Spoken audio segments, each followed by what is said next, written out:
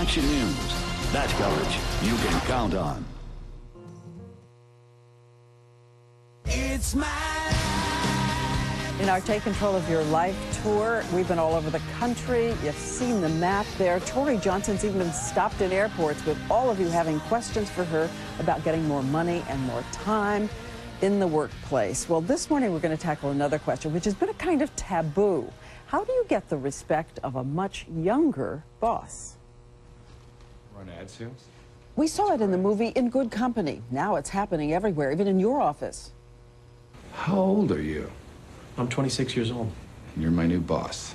Bosses way younger than their employees. And a newsflash, Generation Y is now 80 million strong, surpassed the baby boomer generation in the workforce, creating a generation gap at work. Meet Grant Riviera. He's the principal at South Cobb High School in Austell, Georgia. He's just 31 years old. Some of his teachers started their careers when he was 8 years old. He knows it's touchy, the generation gap. As our workforce continues to get older, we continue to bring in younger employees. You know, those personalities, those values and those beliefs do in fact clash. It's critically important that we be sensitive to those generational differences. We ask his coworkers how they really feel about the fact he's so young. I thought he was inexperienced to handle a school like ours. I don't think that just because someone has been there or someone's older or someone has 25, 30 years of experience that they're guaranteed to be the one that's going to be most effective. County, we have never, in my 22 years in this county, had a principal that young that I can remember. In my experience, older teachers are generally what they call stuck in their ways. And the biggest divide between young and old in the workplace? Technology. I remember when we had our laptop training, some of the older teachers weren't even sure where, like, the on switch is where. So, you know, I am about a techno idiot as the worst, in my personal opinion. But I don't think that affects my teaching in a negative way. So Tori Johnson went in for some diplomacy at South Cobb.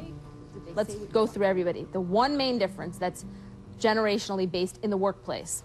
I believe flexibility is one of the biggest differences. I would say work ethic. I would say the biggest difference is the willingness to take risks. Do you use email? If I correspond, I usually go see the teacher or I'll write a memorandum and send it to the principal. I don't use email. I want to talk about solutions. What do you think of the concept of mentors, partners, being paired officially? Do you think that would be beneficial on both sides of the fence? Oh, yeah. Oh, yes. So let's go to Tori now in Atlanta. She's with Dr. Grant Rivera, who's the principal of South Cobb High. And Dr. Rivera, what are you going to do? Are you going to bring all this out in the open? Well, I think as the piece suggests, there's a lot of issues that sit just below the surface, and it's very important that we understand the needs of our staff. So absolutely, it's very important to us to we bring these issues out in the open. All right, let me ask you, how do you address some of these issues with a boss? Let's say you're the older worker. How do you address the stuck in their ways issue? Well, the first step, really, Diane, is recognizing that it is an issue, understanding that that's a perception and needing to overcome that perception. Working together by pairing people who can learn from one another is a really strong step in terms of helping people to get unstuck. So the first thing to do is to say, hey, I'm going to learn everything. I'm going to learn email. I'm going to learn technology. Or can you just say, no, I don't do that?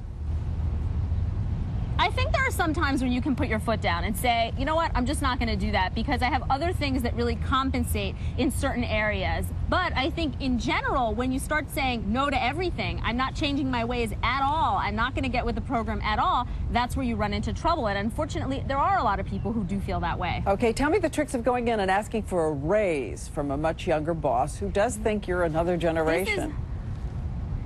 This is one area where it's critical to understand generational differences because, for example, an older person believes very heavily in longevity. So they go in and then say, I've been doing this for 2 years, 20 years, it's time for a raise based on the clock. The younger person, however, doesn't care if you've been there for 6 months, 6 years. They care about results. And it's important that you know that going in. So you walk in and say, here are my successes, here's my track record. And that's what's going to get the younger person to open up the checkbook. Talk about the results and the future. Is that same true for job interviews? interview? When you go in, just talk results, where you're going to be in a year from now.